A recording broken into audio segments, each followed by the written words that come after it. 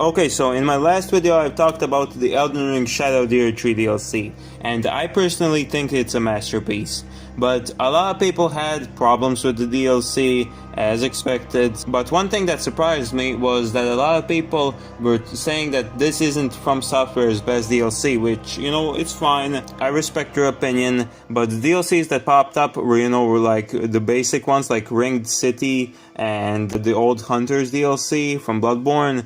But another DLC that I saw was the Dark Souls 1 DLC, the Artorias DLC. Now, this surprised me because I've actually never played this DLC, so this video won't be objective at all. It will just be my personal experience with this DLC and just my thoughts on it. I don't know why I didn't play it the first time, even though Dark Souls 1 is still my second favorite Souls game even after Shadow of the Erd Tree launched.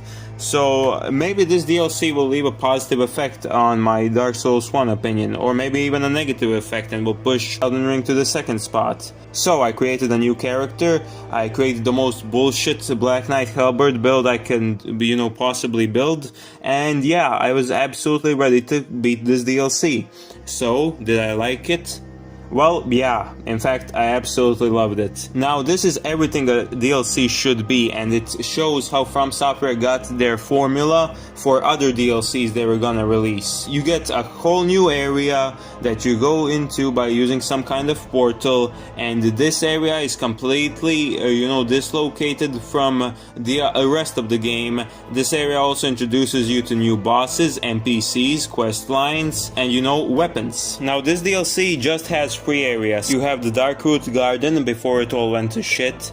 You have the town, and you have the Abyss, which is basically just a boss rush to Manus. And since we're speaking about the areas, let me start talking about the first area of the DLC, the Darkroot Garden. The Darkroot Garden is a place you've already seen in the base game, except now you can see how the enemies look before they turn into weird plant creatures.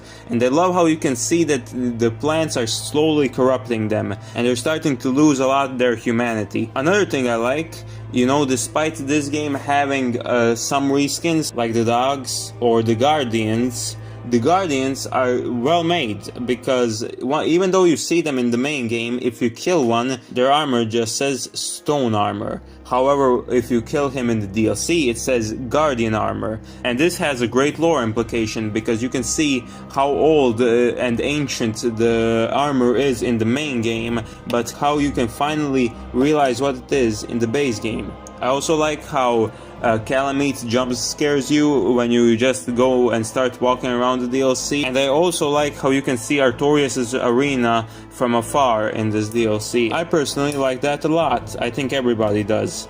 And another thing I like about this area are the elevators. This just shows how connected and well designed the world is. You go into an elevator and it takes you all the way across to the top of the map. It just shows how much interconnectivity there is between the area where you started and the area where you're gonna go. This is one of the reasons I praised Bloodborne, because I liked a lot of its shortcuts.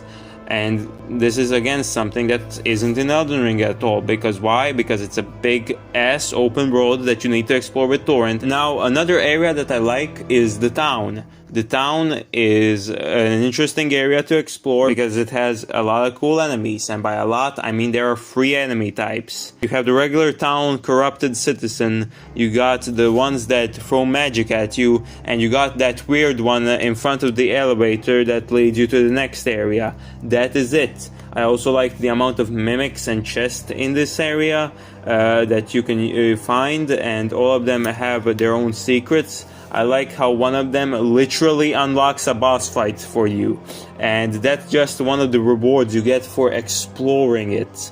I just really liked that. And the other area you visit is the Abyss, which is pretty short, but you know, From Software still found a way to make this area interesting by giving you a chance to, you know, find Sif and use him as your companion to beat Manus. There are also a lot of great NPCs in this DLC, like the Marvelous Chester, who I don't actually give a fuck about the storyline that much. I just want to look like the Bloodborne Hunter, and he does a good job at that.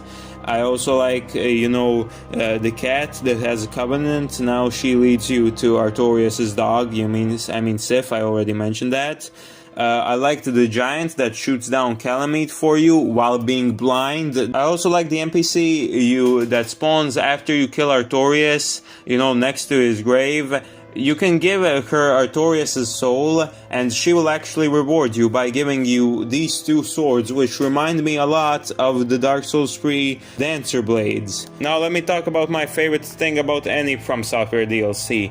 To me, this is the most important part, because I know the exploration is not gonna be as good as in the main game, mainly because the DLC is a lot smaller. But the bosses like Artorias, Calamite, and Manus are the ones that I absolutely adore. First of all, these bosses are a lot faster than the bosses in the main game. The bosses in the main game in Dark Souls 1 are really slow, and you can just absolutely obliterate them with any Black Knight weapon. However, this isn't the case with Artorias. Now yeah, you can still absolutely demolish him with the Black Knight weapon, but he forces you to dodge and to be a lot faster and to not be greedy, which is like one of the best things about him. There are certain moments in this boss fight where you just can't heal. Like if you heal, you are absolutely dead. He's gonna jump on you and he's gonna do a shit ton of damage, like if you try to heal at the wrong time. So that's why there's an entire moment where he lets you heal, when he starts getting upgraded and buffed. Personally, I liked Artorias, and as someone who builds poise in this DLC, in this playthrough, I was just max hollowing with him, just trading hits, just being absolutely, ready to demolish Artorias. And yeah, personally, I like him. He actually took me a couple of tries too. It took me like 3 tries to beat him. Another boss I need to talk about is Calamite. Just the way you get to him is incredible. You find a random item in a chest at the bottom of the Oracle Township, and you give that item to the giant, and he will just put a giant arrow through Calamite, so you can actually have a chance against him. And he is, to me, a great dragon fight, and he was actually the boss I beat on the first try. I beat him way easily than Artorias, but that's because I just spammed the Black Knight Halberd. But I think that his moveset is actually really good. He's fast, but he's not as fast as Artorias, and you can genuinely see what's happening on the screen. And with Calamite, From Software really made sure that the dragons don't feel nearly as bad as they, were in Demon's Souls and the whole of Dark Souls 1. Just like that, shooting the tail or doing something like that is stupid, and I actually really prefer these new types of dragon fights they created. And it all started with Calamite. It went Calamite, then we have Sin. Sin is another fight I really like. After Sin we have Dark Eater Medir, and after Medir we finally got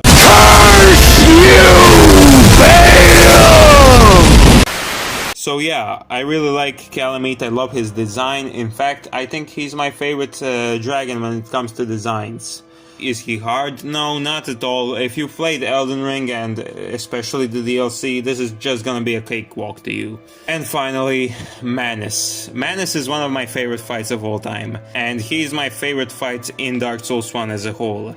He's the best boss in the game, and he's the true king of the abyss, unlike, the 4 kings, which are basically just a cakewalk if you're upgraded enough. And Manus, he's just so fun to beat. First of all, let me just clear this out of the way. He is the true final boss of the DLC. After you beat this guy, Gwyn is basically not even a boss, he's just like a boss you beat by parry spamming. This boss really feels like he should have been the final boss of the game. And he really is, he really feels like that. He's big, he has a lot of shit that he can do to you. He's fast, his combos are insanely, well designed. You have a time where you can choose if you're gonna be greedy or if you're gonna heal. Or you can be like me and again max Holloway through him with max poise. I like his lore, I like that he's just this fucking king of the abyss who Artorias couldn't even touch.